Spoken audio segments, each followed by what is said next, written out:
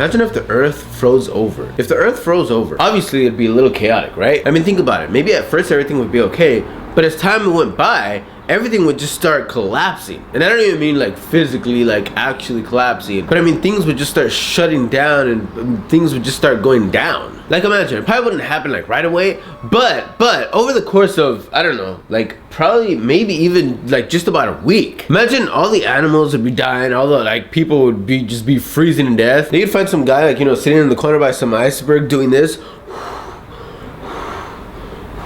Then you'd ask him like, hey, what are you doing? And he'd be like, just trying to keep myself warm, you know, it's really cold out here. Then he'd be like, no, it's not really cold out here, it's freezing out here. I mean, we're surrounded by icebergs. And you're doing this,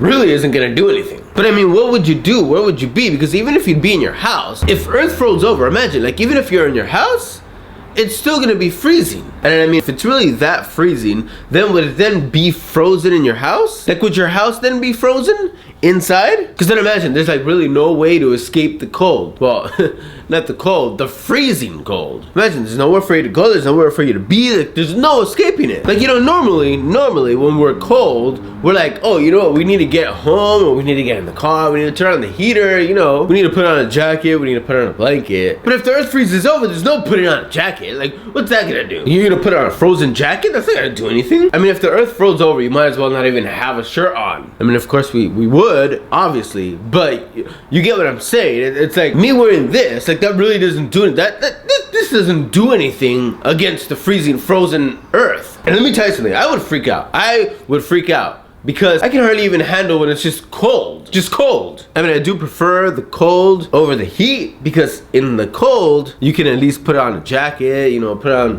whatever, multiple layers of clothing. Versus if it's hot, you can't do anything. Like, there's nothing you can do. You can only take off so much clothes before it just becomes illegal. And in a lot of cases, even in the summer, when you do wear as little as you can just to try to stay cool, it's so hot that even your skin's just burning. So I mean, what's really the sense? And you can ask yourself this too, like, what would you rather have?